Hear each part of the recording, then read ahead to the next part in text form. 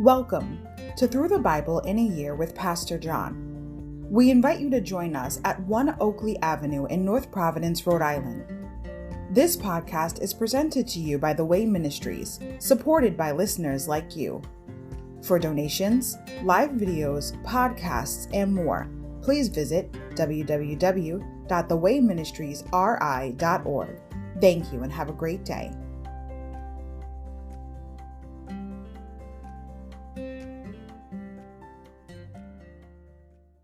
Hi everybody, welcome to Through the Bible in a Year with Pastor John. Today we're going to begin with day 198, July 16th, Isaiah 9-12, Judas, Darkness, and Dawn. Overview. Chapters 9-12, along with 7 and 8, which you read yesterday, have been called the Book of Emmanuel because of the many prophecies and allusions regarding the Messiah. He would be born of a virgin, 7:14. He would be given the name Emmanuel, God is with us, 7:14. He would be a stumbling block to Israel, 8:14. He would be a great light to the nations, 9:2. He would be a ruler, counselor, and prince, 9:6. And he would come from the line of David, 11:1. Chapter 9, Prince of Peace, Exhortation. Chapter 10, Promise of Punishment. Chapter 11, Promise of Peace, Explanation. Chapter 12, Postlude of Praise, Exaltation, Insight, first to feel the groan, first to see the glory, Isaiah 9:1-2. The land of Zebulun and Naphtali, 9:1-2, among the first regions to succumb to the Assyrian onslaught within months of Isaiah's meeting with Ahaz, 7:1-9, would also be the first to see the glory of the Lord, a striking prophecy that went unheeded when the Messiah came. John 1:46 and 7:52. Insight, discipline or destruction. Isaiah 10:25. Both Israel and Assyria were judged for their pride. 9:8-10 and 10:12. But God's chastening of his people will leave a remnant for future blessing. 10:25. His judgment on his enemies would completely destroy them. Isaiah chapter 9, Hope in the Messiah. Nevertheless, that time of darkness and despair will not go on forever. The land of Zebulun and Naphtali will be humbled, but there will be a time in the future when Galilee of the Gentiles, which lies along the road that runs between the Jordan and the sea, will be filled with glory. The people who walk in darkness will see a great light. For those who live in the land of deep darkness, a light will shine. You will enlarge the nation of Israel, and its people will rejoice. They will rejoice before you, as people rejoice at the harvest, and like warriors dividing the plunder. For you will break the yoke of their slavery, and lift the heavy burden from their shoulders. You will break the oppressor's rod, just as you did when you destroyed the army of Midian. The boots of the warrior and the uniforms bloodstained by war will all be burned. They will be fuel for the fire. For a child is born to us, a son is given to us. The government will rest on his shoulders, and he will be called Wonderful Counselor, Mighty God, Everlasting Father, Prince of Peace. His government and its peace will never end. He will rule with fairness and justice from the throne of his ancestor David for all eternity. The passionate commitment of the Lord of Heaven's armies will make this happen. The Lord's anger against Israel. The Lord has spoken out against Jacob. His judgment has fallen upon Israel, and the people of Israel and Samaria, who spoke with such pride and arrogance, will soon know it. They said, we will replace the broken bricks of our ruins with finished stone, and replant the felled sycamore fig trees with cedars. But the Lord will bring Rezin's enemies against Israel, and stir up all their foes. The Syrians from the east and the Philistines from the west will bear their fangs and devour Israel. But even then the Lord's anger will not be satisfied. His fist is still poised to strike. For after all this punishment, the people will still not repent. They will not seek the Lord of Heaven's armies. Therefore, in a single day, the Lord will destroy both the head and the tail, the noble palm branch and the lowly reed. The leaders of Israel are the head, and the lying prophets are the tail. For the leaders of the people have misled them. They have led them down the path of destruction.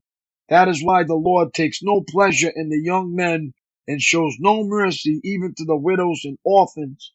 For they are all wicked hypocrites, and they all speak foolishness. But even then, the Lord's anger will not be satisfied. His fist is still poised to strike. This wickedness is like a brush fire.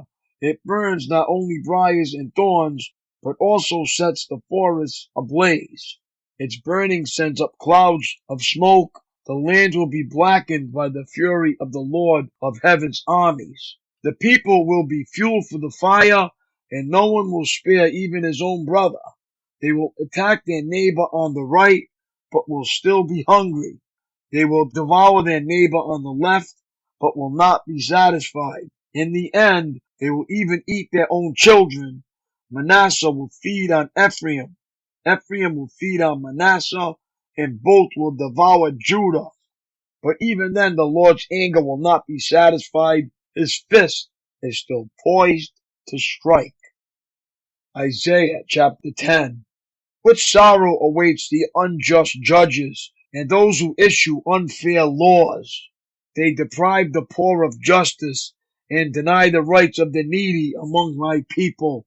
They prey on widows and take advantage of orphans. What will you do when I punish you, when I send disaster upon you from a distant land? To whom will you turn for help? Where will your treasures be safe? You will stumble along as prisoners or lie among the dead. But even then the Lord's anger will not be satisfied. His fist is still poised to strike. Judgment against Assyria. What sorrow awaits Assyria? The rod of my anger. I used it as a club to express my anger. I am sending Assyria against a godless nation, against the people with whom I am angry. Assyria will plunder them, trampling them like dirt beneath its feet. But the king of Assyria will not understand that he is my tool. His mind does not work that way. His plan is simply to destroy, to cut down nation after nation. He will say, each of my princes will soon be a king. We destroyed Calno, just as we did Carchemish. Hamath fell before us as Arpad did, and we destroyed Samaria just as we did Damascus. Yes, we have finished off many a kingdom whose gods were greater than those in Jerusalem and Samaria. So we will defeat Jerusalem and her gods, just as we destroyed Samaria with hers. After the Lord has used the king of Assyria to accomplish his purposes on Mount Zion and in Jerusalem, he will turn against the king of Assyria and punish him, for he is proud and arrogant. He boasts, by my own powerful arm I have done this. With my own shrewd wisdom I planned it. I have broken down the defenses of nations and carried off their treasures. I have knocked down their kings like a bull. I have robbed their nests of riches and gathered up kingdoms as farmers gather eggs. No one can even flap a wing against me or utter a peep of protest. But can the axe boast greater power than the person who uses it? Is the sword greater than the person who saws? Can a rod strike unless a hand moves it? Can a wooden cane walk by itself? Therefore, the Lord of heaven's armies, will send a plague among Assyria's proud troops, and a flaming fire will consume its glory. The Lord, the light of Israel, will be a fire. The Holy One will be a flame. He will devour the thorns and briars with fire, burning up the enemy in a single night. The Lord will consume Assyria's glory, like a fire consumed the forest in a fruitful land. It will waste away like sick people in a plague. Of all that glorious forest, only a few trees will survive, so few that a child could count them. Hope for the Lord's people. In that day, the remnant left in Israel, The survivors in the house of Jacob will no longer depend on allies who seek to destroy them, but they will faithfully trust the Lord, the Holy One of Israel. A remnant will return. Yes, the remnant of Jacob will return to the mighty God. But though the people of Israel are as numerous as the sand of the seashore, only a remnant of them will return. The Lord has rightly decided to destroy his people. Yes, the Lord of heaven's armies, has already decided to destroy the entire land. So this is what the Lord of heaven's armies says. O my people in Zion, do not be afraid of the Assyrians when they oppress you with the rod and the club, as the Egyptians did long ago. In a little while my anger against you will end, and then my anger will rise up to destroy them. The Lord of heaven's armies will lash them with his whip, as he did when Gideon triumphed over the Midianites at the rock of Oreb, or when the Lord's staff was raised to drown the Egyptian army in the sea. In that day the Lord will end the bondage of his people. He will break the yoke of slavery and lift it from their shoulders. Look, the Assyrians are now at Ayat. They are passing through Migron and are storing their equipment at Michmash. They are crossing the pass and are camping at Geba. Fear strikes the town of Ramah. All the people of Gibeah, the hometown of Saul, are running for their lives. Scream in terror, you people of Galim. Shout out a warning to Laisha. Oh, poor Anathoth. There go the people of Madmenah, all fleeing. The citizens of Gebim are trying to hide. The enemy stops at Nob for the rest of that day. He shakes his fist at beautiful Mount Zion, the mountain of Jerusalem. But look, the Lord of heaven's armies will chop down the mighty tree of Assyria with great power. He will cut down the proud. That lofty tree will be brought down. He will cut down the forest trees with an axe. Lebanon will fall to the mighty one. Isaiah chapter 11. A branch from David's line. Out of the stump of David's family will grow a shoot. Yes, a new branch bearing fruit from the old root, and the Spirit of the Lord will rest on him, the Spirit of wisdom and understanding, the Spirit of counsel and might, the Spirit of knowledge and the fear of the Lord. He will delight in obeying the Lord. He will not judge by appearance, nor make a decision based on hearsay. He will give justice to the poor and make fair decisions for the exploited. The earth will shake at the force of his word, and one breath from his mouth will destroy the wicked. He will wear righteousness like a belt, and truth like an undergarment. In that day, the wolf and the lamb will live together. The leopard will lie down with the baby goat. The calf and the yearling will be safe with the lion, and a little child will lead them all. The cow will graze near the bear. The cub and the calf will lie down together. The lion will eat hay like a cow. The baby will play safely near the hole of a cobra. Yes, a little child will put his hand in a nest of deadly snakes without harm. Nothing will hurt or destroy in all my holy mountain. For as the waters fill the sea, so the earth will be filled with people who know the Lord.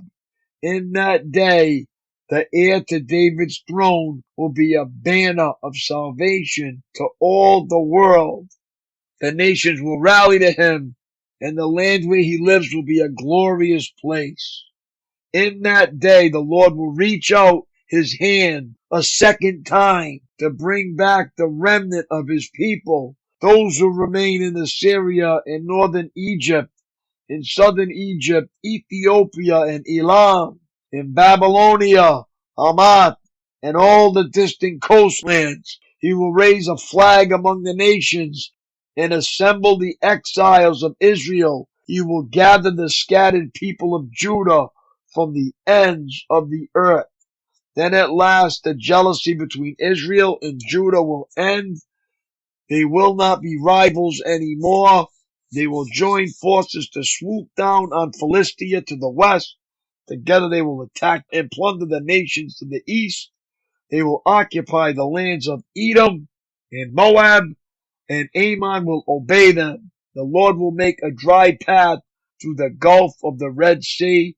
He will wave his hand over the Euphrates River, sending a mighty wind to divide it into 7 streams, so it can easily be crossed on foot. He will make a highway for the remnant of his people, the remnant coming from Syria, just as he did for Israel long ago when they returned from Egypt. Isaiah chapter 12. Song of praises for salvation. In that day you will sing, I will praise you, O Lord. You were angry with me, but not anymore. Now you comfort me. See, God has come to save me. I will trust in him and not be afraid. The Lord God is my strength and my song. He has given me victory. With joy you will drink deeply from the fountain of salvation. In that wonderful day you will sing, thank the Lord, praise his name, tell the nations what he has done. Let them know how mighty he is. Sing to the Lord, for he has done wonderful things. Make known his praise around the world. Let all the people of Jerusalem shout his praise with joy, for great is the Holy One of Israel who lives among you. My daily walk. A young executive was describing with evident pride his recent promotion to the position of vice president. Oh, that's nothing, responded a friend. Vice presidents are a dime a dozen. Why, I bet there's even a vice president of peanuts at grocery chains. You're on, exclaimed the executive as he dialed the company on the phone. May I speak to the vice president of peanuts, please? The reply came back, packaged or bulk. By contrast, the titles attributed to Christ are highly significant. He is called Wonderful Counselor 9:6, and God alone is a wonderful teacher 28:29. He is the mighty God 9:6, the same term used to describe the Lord, the Holy One of Israel 10:20. His titles underscore his deity. Share with the person today the significance of one of the names of Jesus. Ask God to open a door of witness through it. The more you think about Christ, the more you think of him. That is so true. That's all for today, my friends. It was really great reading along with you. Have a great day. God bless. Keep up the good work. And I'll see you tomorrow. Lord willing. Peace.